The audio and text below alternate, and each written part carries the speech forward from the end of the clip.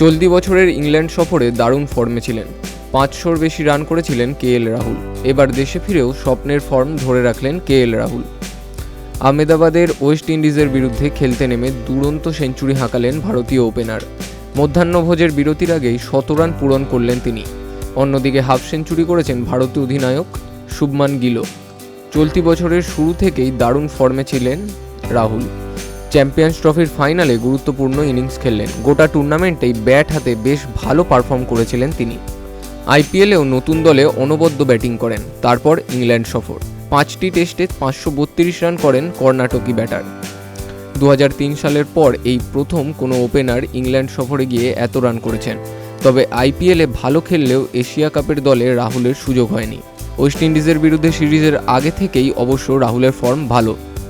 Australia এ দলের বিরুদ্ধে দ্বিতীয় বেসরকারি টেস্টের তৃতীয় দিন চোট পেয়ে ফিজিওর সঙ্গে মাঠ ছেড়েছিলেন। তার চোট সংশয় রেখেছিল ভারতীয় সমর্থকদের, কিন্তু চতুর্থ দিনে মাঠে নেমে 176 রানের অনবদ্য ইনিংস আসে রাহুলের ব্যাট থেকে।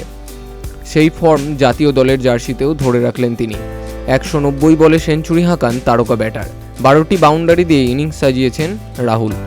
100 রান পূরণ করে মুখে আঙুল দিয়ে বিশেষ সেলিব্রেশনে মেতে ওঠেন, সম্ভবত নিজের শিশুকন্যাকে উৎসর্গ করে এই সেলিব্রেশন। অন্যদিকে মধ্যাহ্নভোজের বিরতির আগেই প্রথম ইনিংসে ওয়েস্ট ইন্ডিজের রান টপকে গিয়েছে ভারত।